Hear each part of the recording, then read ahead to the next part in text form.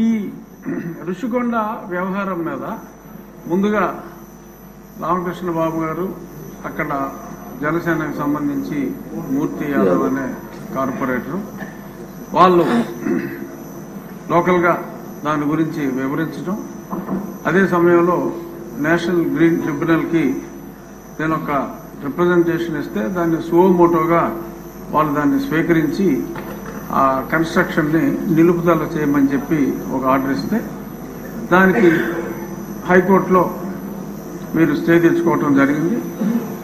ఆ సమయంలో సుప్రీంకోర్టుకి నేను ఈ విషయాన్ని తీసుకువెళ్ళినప్పుడు పచ్చి అబద్ధాలు అంటే అసలు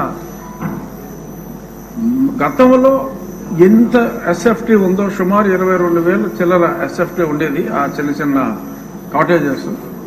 అదే చోట ఆ ఎస్ఎఫ్టీకి మించకుండా కట్టమని చెప్పి చాలా క్లియర్గా సుప్రీంకోర్టు డైరెక్షన్ ఇచ్చిన తర్వాత ఆ మ్యాటర్ని హైకోర్టుకి రిఫర్ చేశాను. ఆ డైరెక్షన్ ఇచ్చిన తర్వాత హైకోర్టుకి అన్ని రాంగ్ ఎఫిడవిట్స్ వాళ్ళు ఫైల్ చేసి తూచా తప్పకుండా సుప్రీంకోర్టు గైడ్ లైన్స్ని మేము ఫాలో అవుతున్నాం.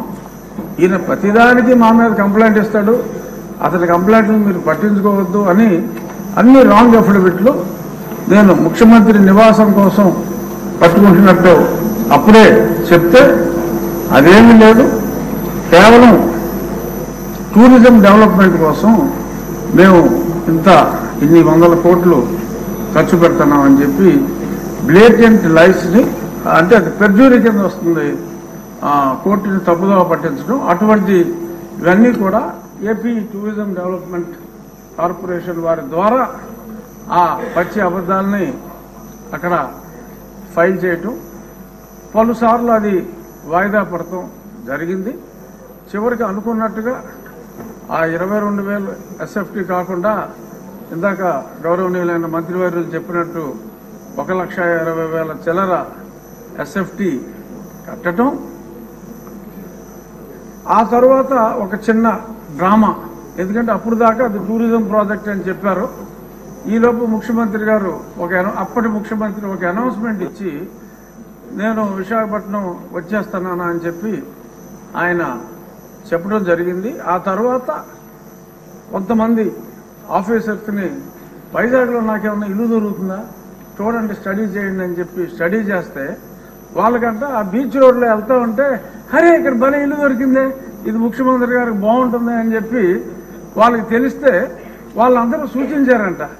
సరే దట్స్ ఆల్ రైట్, అందులోనే ఉందాం, పోనీ టూరిజం వాళ్ళకి చెప్పి అందులోనే ఉందాం, వాట్ ఈస్ దేర్, నాకు ఎక్కడైనా పర్వాలేదు, ఐఎమ్ ఏ సింపుల్ మ్యాన్ అని చెప్పి దానికి ఆయన అంగీకారం తెలిపారు.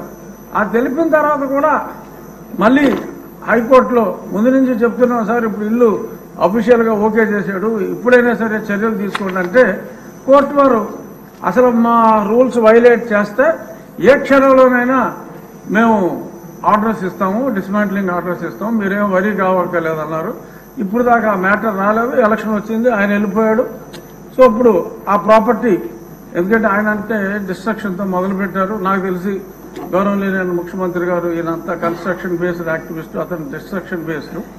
సో కాబట్టి ఒక 500 కోట్లు ప్రజలను దుర్వినియోగం చేశారు, శిక్షించాలి అని చెప్పి మా విష్ణుకుమార్ రాజు గారు గట్టిగా చెప్పారు. కానీ కొన్ని వేల కోట్లు రకరకాల ఇష్యూస్లో దుర్వినియోగం అయినాయి. ఈ 500 కోట్ల వలన అతను అలరయ్యి ఒక మంచి ప్రభుత్వం రావడానికి దోహదం చేశాడు. కాబట్టి అంటే నెగిటివిటీలో పాజిటివిటీ వెతుక్కోవటం.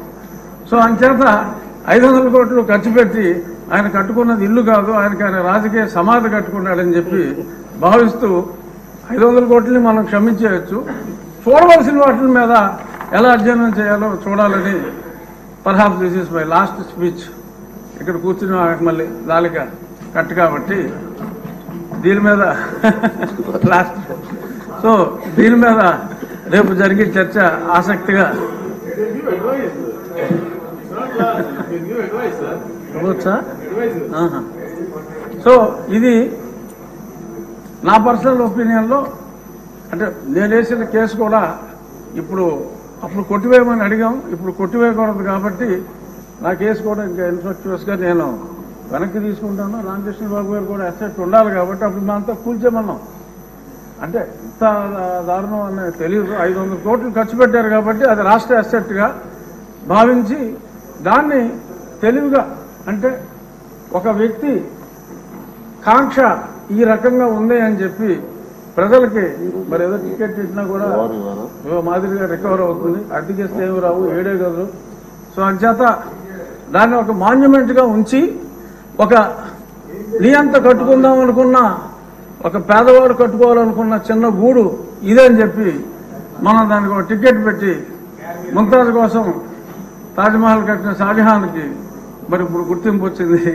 అలాగే దాన్ని మనం ఒక మాన్యుమెంట్ గానే వాడుకుని ఒక నియంత కట్టుకున్న చిన్న ఇల్లుగా మనం అభివర్ణించి దాన్ని ఎటువంటి కూల్చివేతలు లేకుండా చక్కగా సౌందర్యంగా దాన్ని మెయింటైన్ చేయాలని చెప్పి టూరిజం మంత్రి గారిని మనస్ఫూర్తిగా కోరుకుంటూ మా విష్ణుకుమార్ రాజు గారు చెప్పిన చర్యలు ఎక్కడొద్దు, చర్యలు చాలా అట్లకి ఉందని తెలియజేస్తూ నమస్కారం. రామకృష్ణ బాబు గారు, రామకృష్ణ గారు,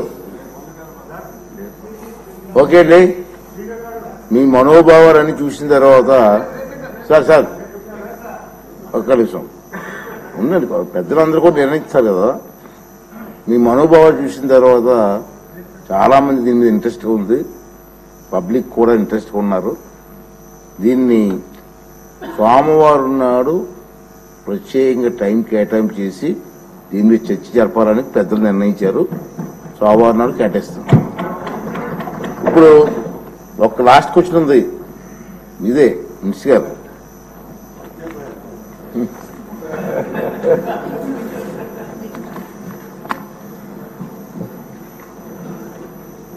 అధ్యక్ష, ఏ ప్రశ్నకు సమాధానం అవునండి.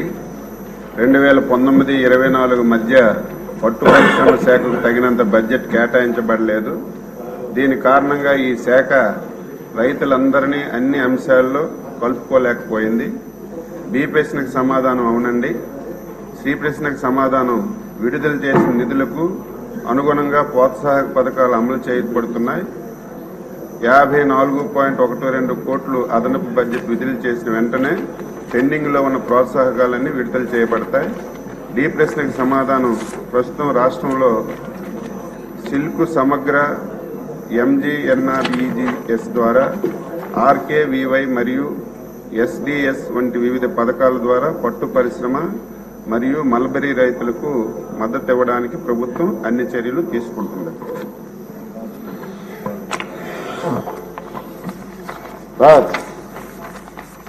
ఎమ్మెల్యే గారు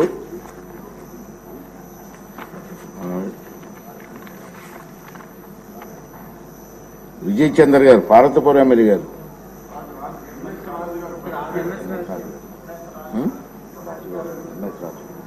ఎక్కడుంది ఎంఎస్ రాజు గారు? అధ్యక్ష, ఎంఎస్ రాజు గారు